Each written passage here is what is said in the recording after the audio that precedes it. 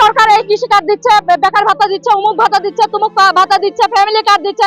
আমরা কোনো কার্ডের জন্য এখানে দাঁড়াইনি, আমরা আমাদের টাকার জন্য দাঁড়িয়েছি। মধ্যবিত্ত ফ্যামিলির মানুষ, আমি অনেক কষ্ট করে জায়গা জমি বিক্রি করে আমার ছেলেকে আমি পড়াশোনা করার জন্য বিদেশ পাঠাইছি। এখন আমি ব্যাংকের জন্য আমার ছেলেকে আমি টিউশন ফি দিতে পারতেছি না। ভাই অভিশাপ কিন্তু মন থেকে বলা লাগে না, অভিশাপ কিন্তু এখান থেকে চলে যায়। আমাদের টাকাগুলা আমাদেরকে দিয়ে দেন। নিজের জমানো টাকাই আজ নিজের নয়, চাইলেও তুলতে পারছেন না অসহায় আমানতকারীরা। অনিশ্চয়তা আর অজানা ভয় নিয়ে দিন কাটছে তাদের। সরকার কার্ড দিচ্ছে সরকারের সুনামের জন্য। সরকার যদি জনদরদি হইতো তাহলে আমাদের টাকা, গ্রাহকের টাকা, যাদের ন্যায্য টাকা ব্যাংকে আছে তাদের একটা সলিউশন দিত। তাদেরকে বলতো আপনাদেরকে একটু অপেক্ষা করেন, আপনাদের নিয়ে কাজ করতেছি বা আপনারা আপনাদের আমাদের টাকা ফেরত পাবেন। সরকার এই কৃষি কার্ড দিচ্ছে, বেকার ভাতা দিচ্ছে, অমুক ভাতা দিচ্ছে, তুমুক ভাতা দিচ্ছে, ফ্যামিলি কার্ড দিচ্ছে। আমরা কোনো কার্ডের জন্য এখানে দাঁড়াইনি, আমরা আমাদের টাকার জন্য দাঁড়িয়েছি। আমরা কোনো দয়ার জন্য দাঁড়াইনি, আমরা কোনো অনুদানের জন্য দাঁড়াইনি। আমরা আমাদের টাকা দিয়ে দেখ, আমরা কাল থেকে চুপ হয়ে যাব। আমরা আমাদের অধিকার নিয়ে এখানে দাঁড়িয়েছি। সিকিউরিটিতে প্রায় 40 লাখের মতো টাকা আছে। তারা বিভিন্ন নিয়ম দেখাচ্ছে যে আপনার এত ট্যাক্স কেটে নিয়েছে, ওটা নিয়েছে, এটা নিয়েছে। আসলে তাদের চালাকির কাছে আমরা সমাধানে আসতে পারি না, মূল কথা। এই জন্য আমরা হেয়ার কাটটা বাতিল চাচ্ছি। রিটায়ার্ডের সমস্ত টাকা আমি এক্সাম ব্যাংকে রেখেছি। কেন?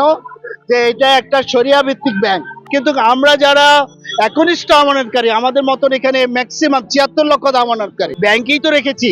যেহেতু এটা সরকারি নিয়ন্ত্রিত একটা বাংলাদেশ ব্যাংকের অনুমোদিত একটা ব্যাংক, এক্সিম ব্যাংক, এবং আরো 4টা ব্যাংক সেটাও বাংলাদেশ ব্যাংকের অনুমোদিত। সবাই এভাবেই টাকা রেখেছে।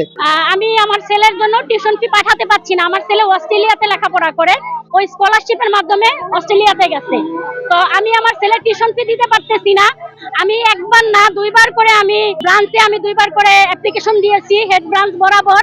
তো প্রথম যখন অ্যাপ্লিকেশন দিয়েছি তখন আমাদের ম্যানেজার স্যার বলল যে আমার অ্যাপ্লিকেশনটা নাকচ করে দেওয়া হয়েছে, টাকা দিবে না। তারপরে পুনরায় আবার আমি এই এপ্রিলের 1 তারিখে আমি আবার পুনরায় অ্যাপ্লিকেশন জমা দিছি। এখনো পর্যন্ত আমার ফাইলটা নাকি ওয়েটিং এ আছে। বিদেশে লেখাপড়া করতে গেলে সেখানে একটা রুলস আছে, একটা সিস্টেম আছে, সবকিছু সিস্টেমের মধ্যে চলে। আজকে 22 তারিখ চলে, এখনো পর্যন্ত আমার ছেলের টিউশন ফি টাকা পাঠাইতে পারি নাই, লিভিং কোর্স পাঠাইতে পারি নাই। আমার ছেলেটা ওই দেশে কিভাবে আছে, কোন অবস্থায় আছে, এর দায়ভার কে নিবে স্যার? আমি অনেক কষ্ট করে, আমি মধ্যবিত্ত ফ্যামিলির মানুষ, আমি অনেক কষ্ট করে জায়গা জমি বিক্রি করে আমার ছেলেকে আমি পড়াশোনা করার জন্য বিদেশ পাঠাইছি।